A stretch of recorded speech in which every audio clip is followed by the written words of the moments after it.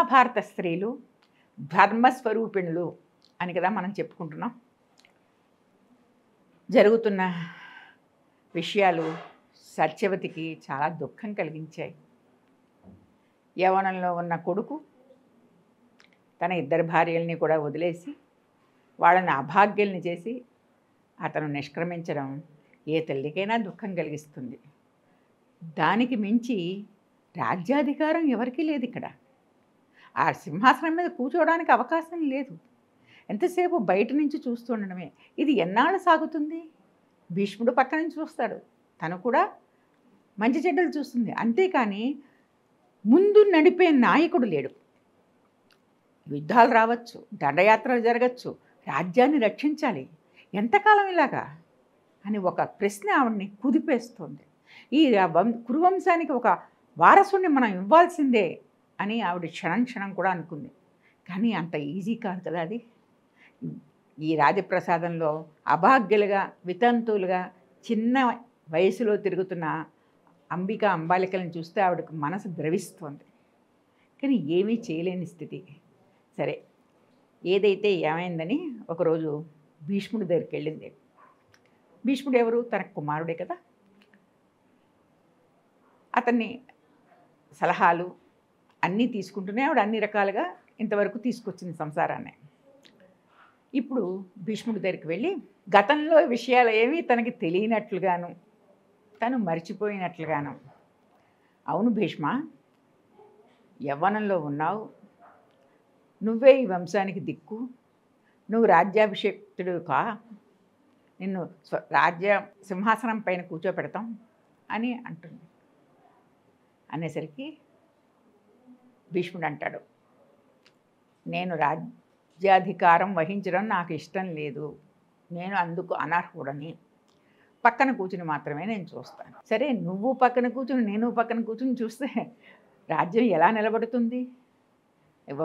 రాజ్యాధికారి లేని రాజ్యం ఎలా ఉంటుంది? ఎప్పుడూ దండయాత్రలతోటి నీరసంగా నిష్కృష్టంగా ఉంటుంది. ఎవరైనా ఏ సమయంలో అయినా దండయాత్రలు చేసి రాజ్యాన్ని వశపరుచుకోవచ్చు. ఎప్పుడో బ్రహ్మ దగ్గర నుంచి వచ్చిన ఈ కురువంశం నీతోటే ఆగిపోవడం నీకు ఇష్టమా? ఏదో విధంగా ప్రతి సమస్యకి ఒక సమాధానం ఉంటుంది. నిజమే, అంబాలికలు ఇప్పుడు ఇద్దరూ ఉన్నారు, మన కులవధువులు వాళ్ళిద్దరూ కూడా. పాపం వాళ్ళు చిన్నతనంలోనే భర్తని కోల్పోయి ఉన్నారు. మనకి ఒక ఆచారం ఉంది. ఏమిటి ఆచారం అంటే, ఎప్పుడైనా మన వంశంలో స్త్రీలు భర్త సంతతి లేకుండా భర్త చనిపోయి ఉంటే కనుక ఆ సమయంలో మరిది కానీ అంతకన్నా పెద్ద భర్త అన్నగారు కానీ వచ్చి ఆ వంశాన్ని నిలబెట్టడం కోసం ఆ భార్యలతోటి సంగమించవచ్చు. వాళ్ళకి పుట్టిన సంతానం వంశానికి రాజులవుతారు అని చెప్పింది. ఇది చెప్పేటప్పుడు చాలా బాధ అనిపిస్తుంది మనకు కూడా.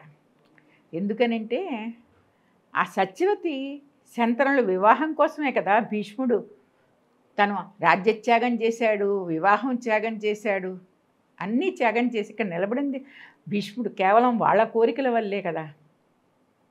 అంటే ఇక్కడ ఒక విషయం ఆలోచించాలి. మనకి అర్హత లేని కోరికలు కోరితే కనుక అవి మనకి పాశాలై మన కాళ్ళ ముందర పడతాయి. మనని ఒక్క అడుగు ముందరకు వేయనివ్వవు. మనం అనుకుంటాం ఆ క్షణంలో మనమే గెలిచేసామని అనుకుంటాం. కానీ దానికి కాలం చూపిస్తుంది. చాలా తక్కువ సమయంలోనే కాలం దానికి విధి విధానాలు చూపిస్తుంది. అందుకని సత్యవతి తన పాత్ర ఏమీ లేదు పాపం. శంతనుడిని వివాహం చేసుకోవడంలో కానీ భీష్ముడి ప్రతిజ్ఞలో కానీ ఆవిడ పాత్ర లేదు. ఒకటి తర్వాత ఒకటి అలాగా ఒక ఎమోషన్గా జరిగిపోయిన కార్యక్రమం అది. ఆ విషయాన్ని ఆవిడ తను మర్చిపోయినట్లుగాను, దానికి పెద్ద విలువ ఇవ్వవలసిన అవసరం లేనట్లుగాను చక్కగా తన్ని సర్దుకుని భీష్ముడి దగ్గరికి వచ్చి అడుగుతుంది. ఏవో జరిగిపోయాయి, అవన్నీ పట్టుకు కూర్చుంటే ఎలాగా? పంతం పట్టింపులు అప్పుడప్పుడు సడలించుకోవాలి కదా అని చెప్పేసి ఇలాగ చెప్తుంది. ఆవిడ చెప్పిన విషయాలు చూస్తే భీష్ముడికి ఆశ్చర్యం వేసింది. గతంలో జరిగిన విషయాలు ఏమీ ఆవిడకి తెలియనట్లుగా, తెలుసు కానీ తెలియనట్లుగా నటిస్తూ నువ్వే ఈ కురువంశానికి ఇప్పుడు రాజ్యాధికారానికి నువ్వు అర్హుడవి అని చూపిస్తూ ఉంటే ఆవిడ చెప్పిన సమాధానాలు కానీ ఆవిడ చూపిన ఉదాహరణలు కానీ అతను కాదనలేనంత స్థితిలో ఉన్నాయి. కురువంశాన్ని నిలబెట్టడం కోసం సత్యవతి తీసుకుంటున్న నిర్ణయాల్ని, ఆవిడ బాధ్యత ప్రవర్తనని చూసినప్పుడు భీష్ముడికి చాలా సంతోషం వేసింది. అంటే ఒక స్త్రీ వెనక ముందు ఏ రకమైన బలం లేని స్త్రీ ఈ కురువంశాన్ని నిలబెట్టడానికి ఎంత తాపత్రయపడుతోంది. ఆవిడ చేతిలో ఏమీ లేవు, కానీ అన్నీ తనే బాధ్యతలు తీసుకుని, ఒకళ్ళు చెప్పలేదు ఒకళ్ళు ఇవ్వలేదు, దీనికి వచ్చే కీర్తి ప్రతిష్టలు ఏమీ ఉండవు, తన కుటుంబమే. కానీ ఆ బాధ్యతని తను తీసుకుని ఇంత పెద్ద పెద్ద విషయాలని ఆవిడ చర్చిస్తూ ఉన్న విషయం చూస్తే భీష్ముడికి కాదనలేకపోయాడు. కానీ తన ప్రతిజ్ఞ తనదే. ఆవిడ ఆలోచనలు నిజమే అని ఇతను ఒప్పుకున్నా, కానీ తన ప్రతిజ్ఞను అతను దాటదలుచుకోలేదు. అందుకే భీష్మ ప్రతిజ్ఞ అంటారు. ప్రతిజ్ఞను అలా ఇలా తీసి గట్టును తీసి ఒట్టును తీసి గట్టును పెట్టడం అంటే మరి అది భీష్మ ప్రతిజ్ఞ అవ్వదు కదా. అందుకని భీష్ముడు అంటాడు, సత్యవతి ధర్మాధర్మాల గురించి ఆలోచించింది. తన ధర్మం ఏమిటి? ఈ కురువంశానికి కోడలుగా వచ్చిన తన ధర్మం ఏమిటి? ఈ వంశాన్ని నిలబెట్టడం. అవకాశం లేకపోయింది, తన కుమారుడికి సంతానం కలగకుండానే నిష్క్రమించాడు. ఇప్పుడు చేయవలసిన పని ఏమిటి అని వెంటనే ఆమె ఆలోచించి కొంచెం శక్తి కూడ తీసుకుని, ఎవరికి తన వలన నష్టం జరిగిందో, ఎవరైతే తన వివాహం వలన వివాహానికి కూడా దూరం అయ్యి ఉంటున్నాడు, ఆ భీష్ముడి దగ్గరికి వెళ్ళి, నీ ఒక్కడవే ఈ కురువంశాన్ని ఉద్ధరించగలవాడవు, నీ ఒక్కరుండ ఉన్నవాడవు, నీ ఒక్కడే ఉన్నావు అని చెప్పడం అనేది తను ఎంత తను సర్దుకుందో తెలుస్తుంది. అంటే ఒక చెప్పలేని విషయాన్ని తనే స్వయంగా చెప్పి అతన్ని ప్రార్థించడం. ఈ కురువంశానికి నువ్వు ఒక్కడవే ఉన్నావు. ఒక దేవరన్యాయం అనే ఒక విధం ఉంది మనకి. ఆ రకంగా ఆ అభాగ్య స్త్రీలు వాళ్ళిద్దరు ఉన్నారు, వాళ్ళ వంశాన్ని మనం ఉద్ధరిస్తారు, నువ్వు వెళ్ళి వాళ్ళతో సంతానాన్ని పొందు అని చెప్తుంది. ఎంత కూడ తీసుకోవాలి ఒక స్త్రీ ఇవన్నీ చెప్పడానికి, కానీ చెప్పింది. ఎందుకంటే తన ధర్మం కాబట్టి. కానీ ఎన్ని విధాలుగా నచ్చ చెప్పినా భీష్ముడు దీనికి ఒప్పుకోలేదు. అమ్మా, నువ్వు చెప్పిన మాట నాకు సమంజసం అని అనిపిస్తోంది, కానీ నేను పాటించలేను. నువ్వు చెప్పిన దాంట్లో ఏమీ తప్పులేదు, నువ్వు అన్ని విధాలా మంచి చెడ్డలు ఆలోచించే విషయాన్ని చెప్పావు, కానీ నేను పాటించలేను. నేను భీష్మ ప్రతిజ్ఞ చేశాను. ప్రపంచంలో ఎప్పుడూ కూడా ఇంతటి ప్రతిజ్ఞ చేసిన వాడు ఎవడూ లేడు. అంతటి ప్రతిజ్ఞ నేను చేశాను కదా, నావన్నీ కోల్పోయాక ఇవాళ ఈ చిన్న విషయాల గురించి నేను అటు ఇటు తల్లడిల్లిపోను. ఎవరి కర్మకి వాళ్ళు కర్తలవుతారు అన్నాడు. చాలా సంభాళించుకోవాల్సి వచ్చింది ఎవరికి? సత్యవతికి. సరే పోనీలే, నువ్వు ఇంతగా చెప్తున్నావు కదా, నువ్వు ఇబ్బంది పడకు అని చెప్పి, ఒక పని చేద్దాం భీష్మ, నా కుమారుడు ఉన్నాడు కదా వ్యాసుడు, అతన్ని పిలుద్దాం పోని అని. సరే అని చెప్పేసి, అంటే ఇక్కడ చూడండి, అతన్ని ఎప్పుడూ పక్కన పెట్టలేదు, భీష్ముని ఎప్పుడూ పక్కన పెట్టలేదు. తను పెళ్ళై ఇక్కడికి వచ్చాక అతని ఆలోచనలను అలా పంచుకుంటూనే ఉంది, అంతేకాని ఎక్కడా దూరం పెట్టలేదు. ప్రతి విషయానికి అతని సలహాలు సంప్రదింపులు చేస్తూనే ఉంది. ఈ వంశంలో ఉన్న ఒక పెద్దవాడిగా అతని మాటను తీసుకుంటూనే ఉంది. ఇప్పుడు అతని ఒప్పందంతో వ్యాసుణ్ణి పిలుస్తుంది, కుమార వ్యాస అని పిలుస్తుంది. ఎంత మహత్తరమైన చరిత్ర కలిగిన సత్యవతి ఆవిడే. కుమార వ్యాస అంటుంది. అంటే వస్తాడు వ్యాసుడు. ఏమిటమ్మా అంటాడు. ఇలాగా జరిగింది, వంశం లేకుండా పోయింది, నువ్వు దేవరన్యాయంతో వాళ్ళతోటి పిల్లల్ని కను, సంతానాన్ని పొందు, ఆ సంతానం ఈ వంశానికి కురువంశాన్ని నిలబెడతారు అని చెప్తుంది.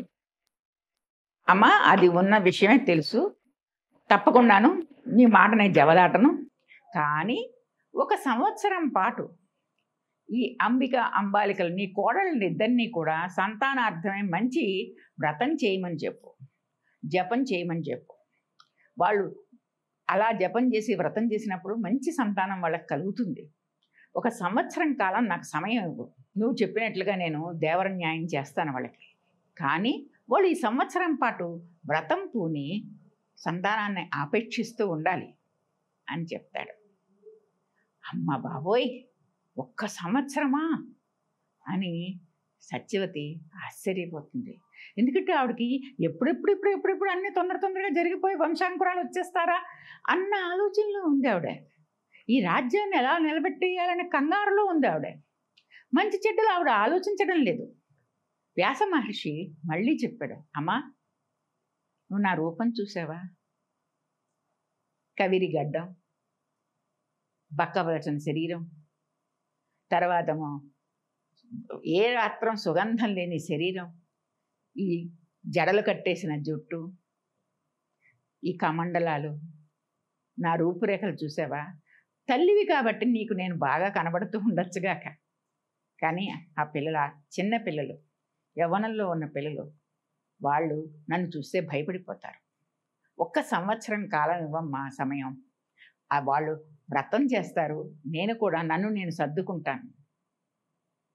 అంటే ఇక్కడ ఒక విషయం ఆలోచించండి, సంతానం పొందాలి అనుకున్నప్పుడు మనం ఎంత పెర్ఫెక్ట్గా ఉండాలి. అది ఏదో మామూలు జరిగిపోయే ఆలోచన కింద మనం తీసుకోకూడదు దాన్ని.